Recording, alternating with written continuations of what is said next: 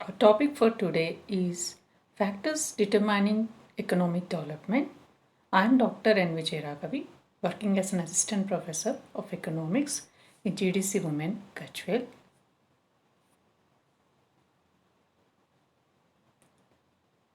What is economic development? Schumpeter says development is a discontinuous and spontaneous change in a stationary state which forever alters and displaces the equilibrium state previously existing. Development is a discontinuous process. It may not be a gradual change. At the same time, it is going to alter the economy forever. Once the change comes, the structural changes, the institutional changes, which the economic development says about, is going to come for forever in the economy. That is why Schumpeter has defined in such a way that it displaces the equilibrium state previously existing. Let us go into the next definition given by Mrs. Ursula Hicks. The problems of the underdeveloped countries are concerned with development of unused resources, but developed nations are related to growth by using the known and already developed resources. So, her definition mainly concentrates on the developed nations and underdeveloped nations, where the developed nations are related with growth, whereas undeveloped countries are related to the development of unused resources.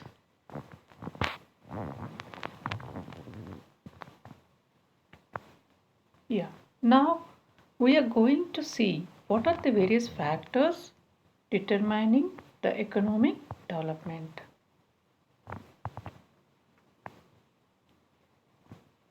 The first one is capital accumulation or capital formation, both are same. Capital formation is based on the savings.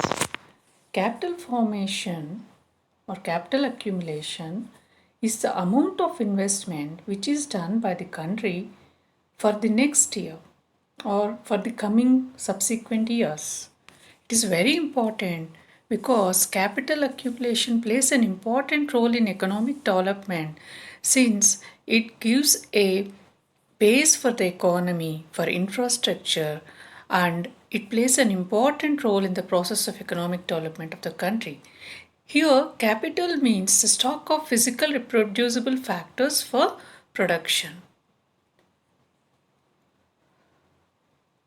The increase in the volume of capital formation leads to capital accumulation.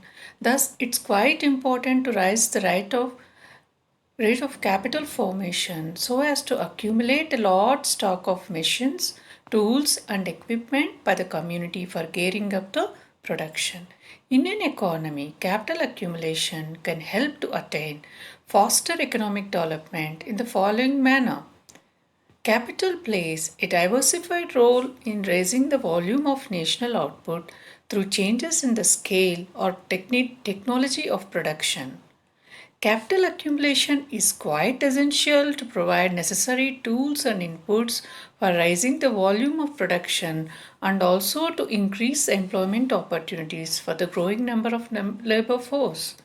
Increase in capital accumulation at a faster rate results increased supply of tools and machinery per worker.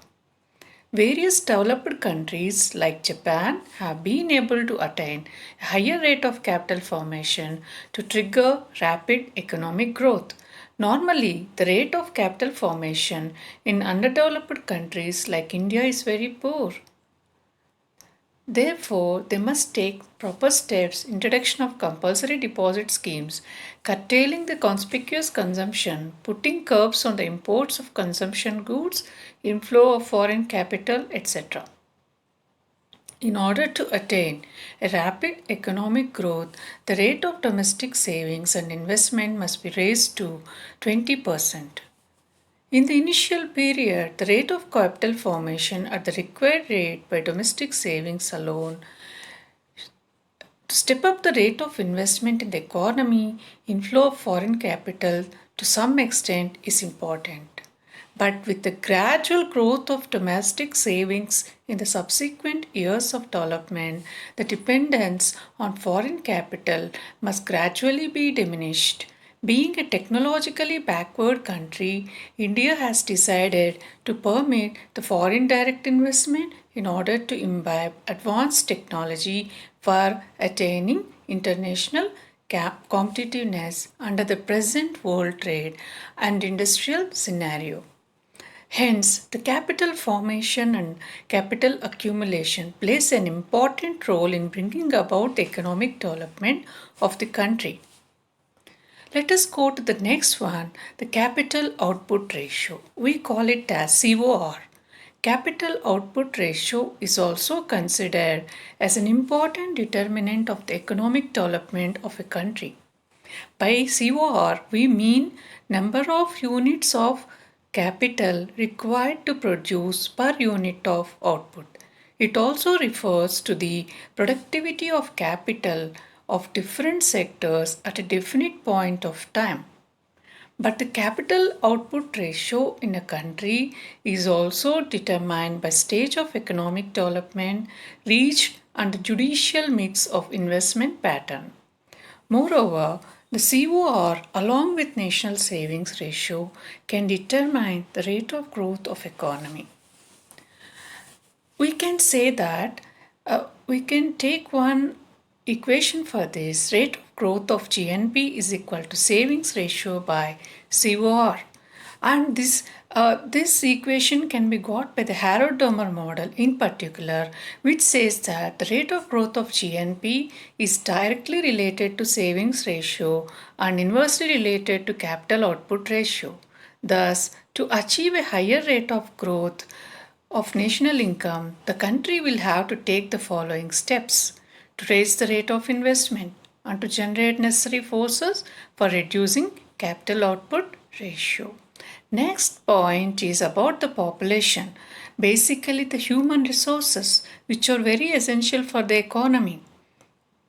And if you take the inputs, they form the labor also.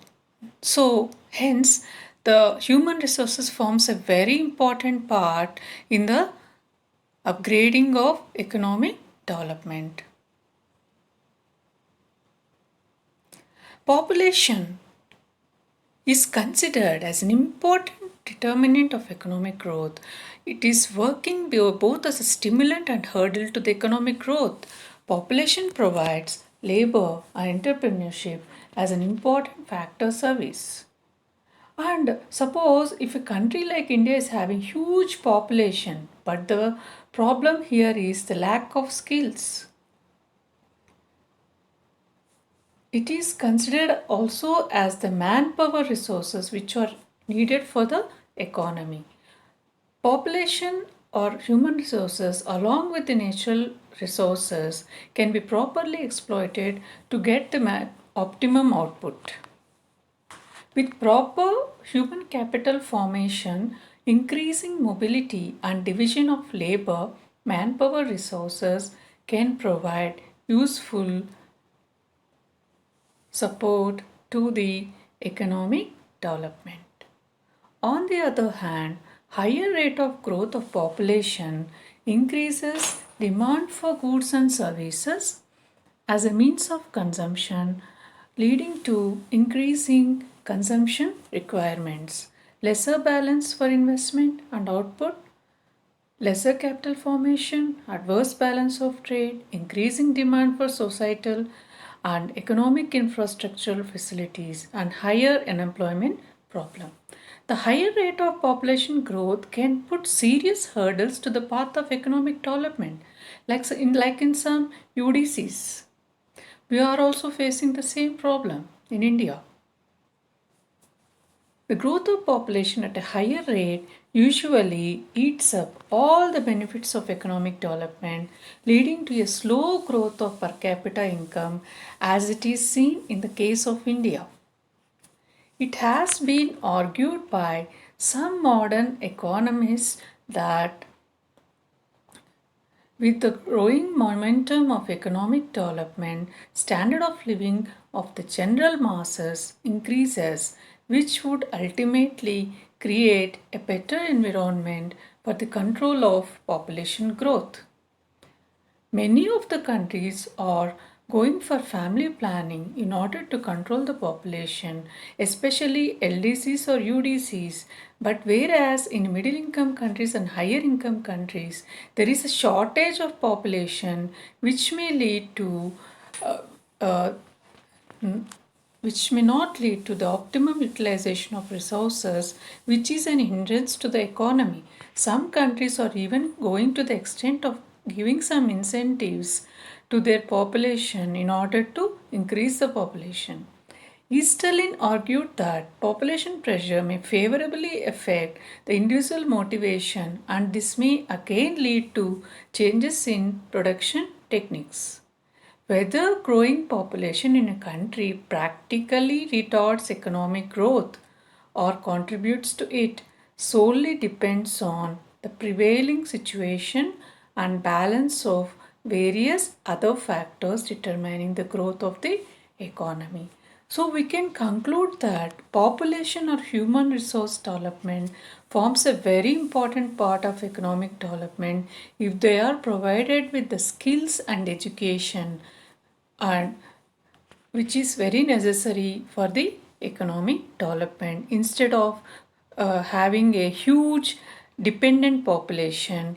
The population with the productive age is much better. At the same time, in a country like India, we are talking about the demographic dividend to be achieved by 2030, which is a very good advantage to India, which is accruing to India only. Whereas if you take the example of China, China is having the more dependent population. Now the population who are in their 50s and 60s will become old and the population comprises of more of dependent population in China, whereas India is having the advantage of lesser age of population. By 2030, these people who are in 10 years or 20 years may achieve 30 years, which is the most productive age of population, which will lead to the economic development if they are provided with education and skills. Next comes the natural resources. Availability of natural resources plays an important role in the economic development. If the countries are rich in natural resources and adopted modern technology for its utilization, they can attain higher level of development at a quicker pace. Mere possession of natural resources is not only the advantage, but it should be utilized properly with the help of capital and technology. Suppose if you take the example of Asia and Africa, they are having a higher level of, that means by nature they are having good resources.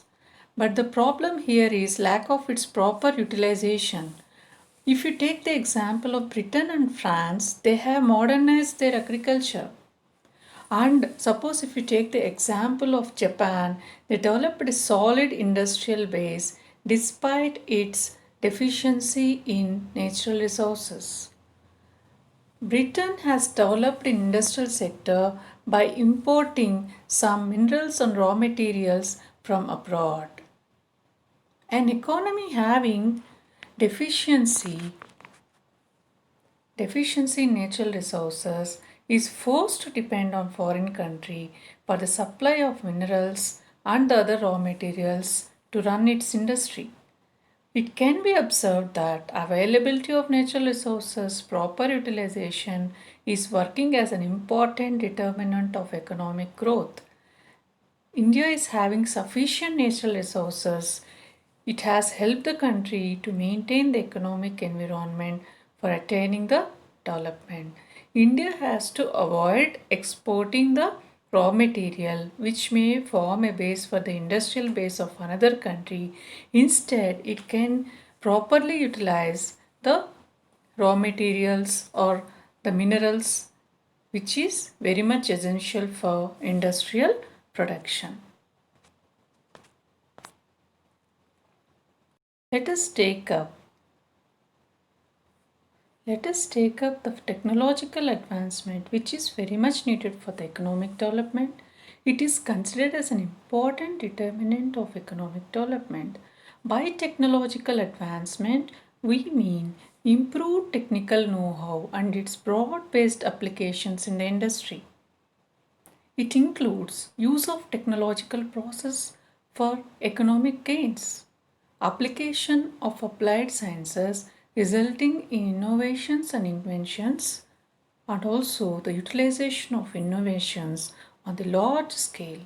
With the advancement of technology, capital goods become more productive. According to Samuelson, he says that high invention nation normally attain growth at a quicker pace than high investment nation. There may be three forms of technological advancement, mainly capital saving, labor saving, and neutral. As we know that we have two techniques of production, labor intensive and capital intensive. In the capital saving type of technology, we save capital. That means it is a labor intensive technique. Labor saving means it is capital intensive. We save the labor. So in this way, there are these three forms of technological advancement will lead to the higher production and again it further leads to the economic development of the country. And there are three conditions which has to be satisfied for attaining the technological advancement in a country. First one is making provision for large investments in research. Ability to realize the possibilities of using scientific inventions and innovations for commercial purposes and expansion of and diversification of the market for its product. This is also one of the important thing. In a UDC like India, we have to fulfill these conditions. Thus, their development process is neither self-sustaining nor cumulative. In order to attain a higher rate of development, the underdeveloped countries should adopt only that type of technology which can suit their requirements. Suppose if it is in India, we have to adopt the labor intensive techniques. Suppose in a country like Germany, they should go for capital intensive techniques. And if you take the favorable investment pattern, it should be like favorable to the entrepreneurs. It should be encouraging to the entrepreneurs. Like suppose if you are falling short of the investment, the government should take up the foreign direct investment or this quantitative institutional investors, and the percentage of foreign direct investment in various sectors should be determined so that it will lead to more profitable to the entrepreneurs. It is one of the favorable investment pattern.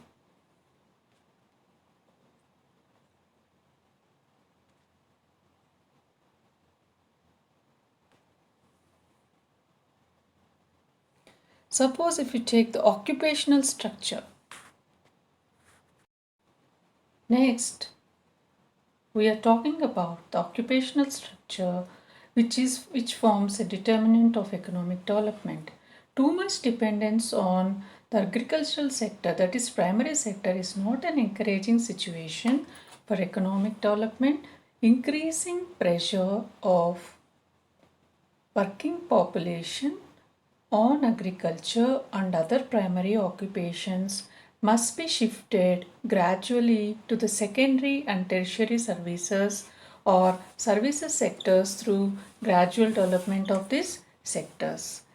Suppose as per in 1991 census in India, 66% of the total working population was absorbed in agriculture. As per World Development Report in 1983, 45 to 66% of the workforce of developed countries were employed in the tertiary sector, but India could absorb only 18% of the total workforce. The rate of economic development and the level of per capita income increases as more and more workforce shift from primary sector to secondary and tertiary sectors. As Fisher says, we may say that in every progressive economy, there has been a steady shift of employment and investment from the essential primary activities to secondary activities of all kinds to a still greater extent into tertiary production. In order to attain a high rate of economic development, intersectoral transfer of workforce is very much necessary. The extent and pace of intersectoral transfer of workforce depend very much on the rate of increase in productivity in the primary sector in relation to other sectors. Now, let us take up the extent of market in the economy. It also considers an important determinant of economic development. Expansion of the scale of production and its diversification depend very much on the size of the market prevailing in the country. Market created in the foreign country is also working as a useful stimulant for the expansion of both primary and secondary and tertiary sectors of the country, leading to its economic development. Suppose if we take the example of Japan and England, these are the two countries which have successfully extended market for its product to different foreign countries. Moreover, the removal of market imperfections is also an important determinant of economic development of underdeveloped countries.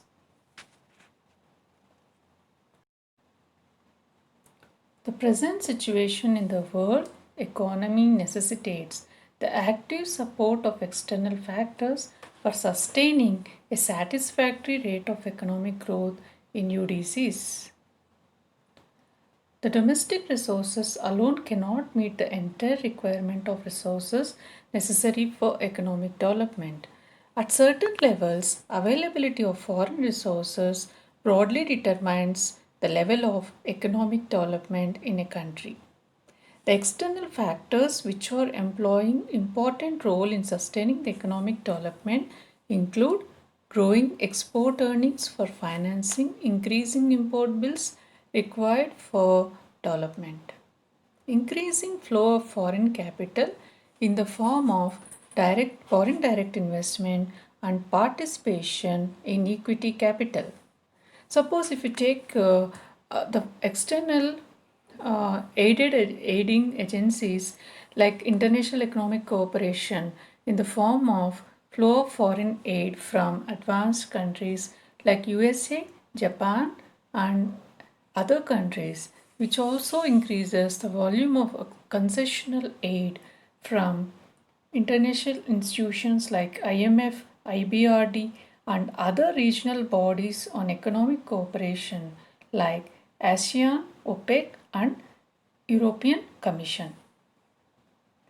And we have to, the external factors plays an important role in this economic development. Let us take up some non-economic factors which are needed for economic development.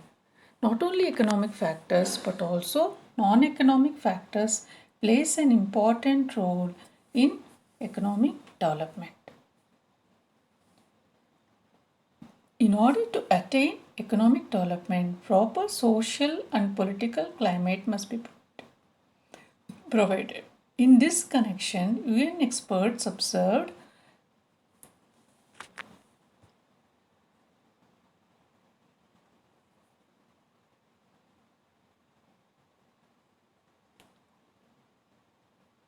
economic progress will not occur unless the atmosphere is favorable to it. The people of a country must desire progress and their social, economic, legal, and political situations must be favorable to it. The role of economic factors, Professor Kane Cross observed that development is not governed in any country by economic factors alone, and the more backward a country, the more this is true. The key to development lies in the men's minds, in the institutions in which their thinking finds expression, and in the play of opportunity on ideas and institutions. And also, Professor Marcotte says that the fundamental factors making economic growth are non economic and non materialistic in character. It is spirit itself that builds the body. As Ragnar Knox says, economic development has much to do with human endowments, social attitudes, political conditions, and historical accidents. Underdeveloped countries are facing various socio-political hurdles in the path of economic development. Thus, in order to attain the economic growth, raising the level of investment alone is not sufficient. Rather, it is also equally important to gradually transform the outdated social, religious, and political institutions which put hindrances in the path of economic process. Now let us take up the first non-economic factor, that is urge for development. As Kane Cross says that the mental urge for development of the people in general that is playing an important determinant for initiating and accelerating the process of economic development. In order to attain the economic progress, people must be ready to bear both the sufferings and convenience. Experimental outlook is necessary for economic environment must grow with the spread of education. Another non-economic factor is the spread of education. Economic progress is very much associated with the spread of education. Professor Cross has observed that education brings revolutions in ideas for economic process. Education provides the stimulus to economic growth as it teaches honesty, patriotism, and adventure. Thus, education is working as an engine for economic development. In this connection, Professor Singer has rightly observed investment in education is not only highly productive but also yields the increasing returns. Education plays a pioneering role for the creation of human capital and social progress, which in turn determines the progress of the country. Let us take one more non economic factor, that is changes in social and institutional factors.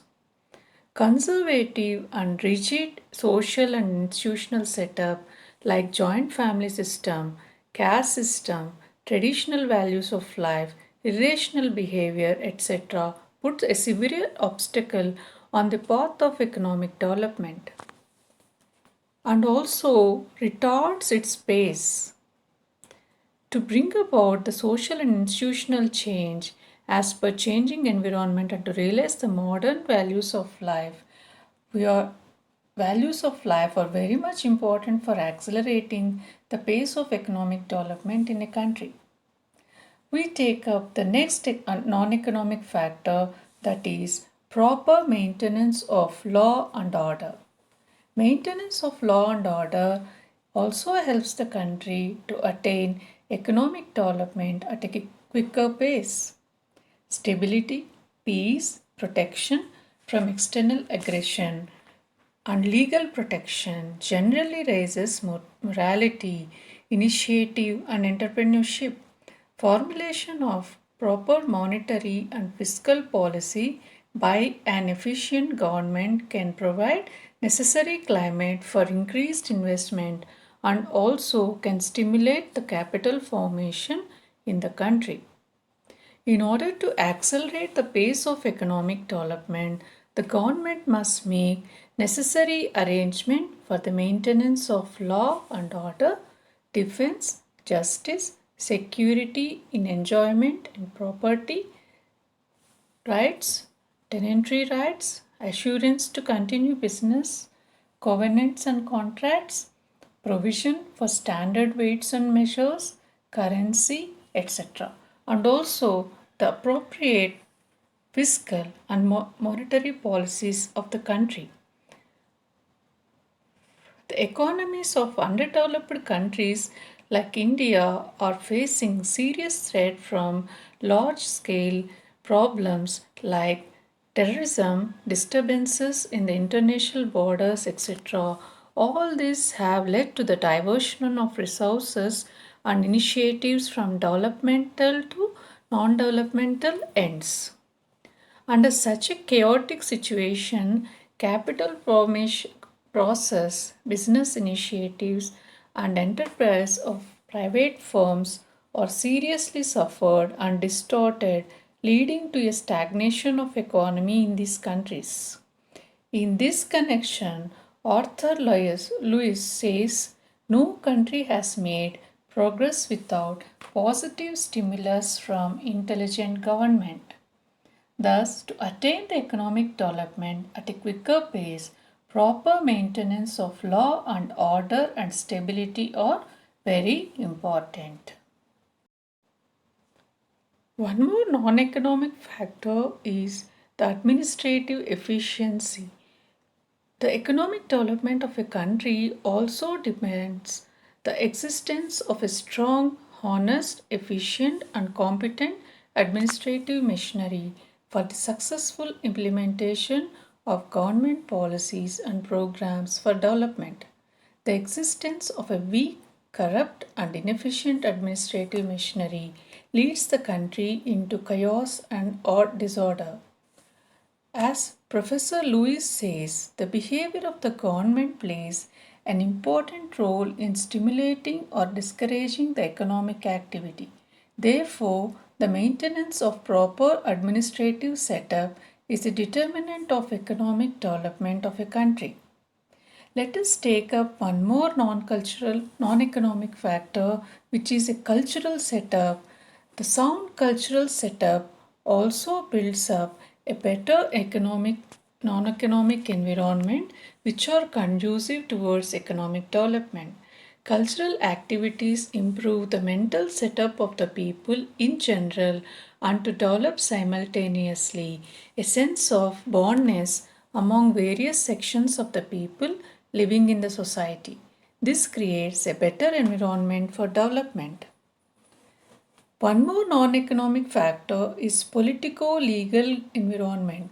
The politico-legal environment plays an important role in the economic development.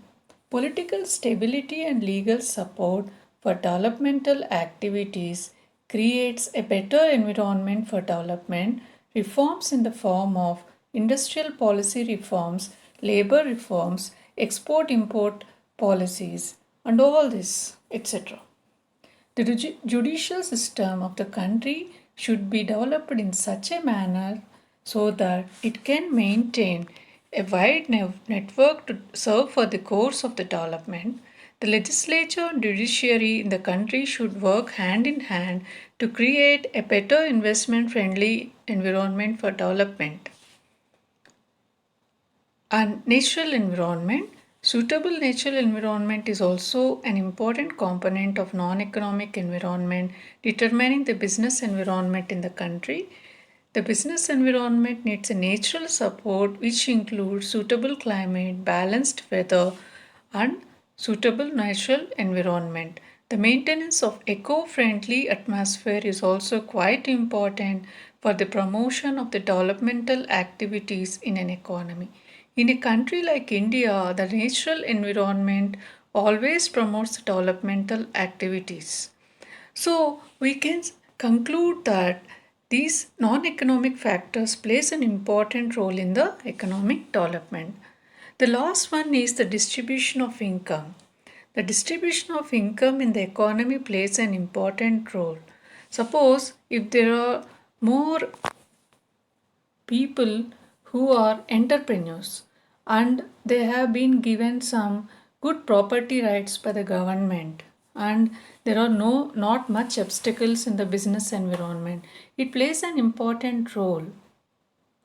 Not too many taxes, good incentives, entrepreneurial capabilities, training of entrepreneurs, all this will play an important role in the economic development. Thus, we have come to the conclusion of uh, the conclusion part of the determinants of economic environment. Both economic factors and non-economic factors plays an important role in attaining the economic development of a country. Thank you for listening.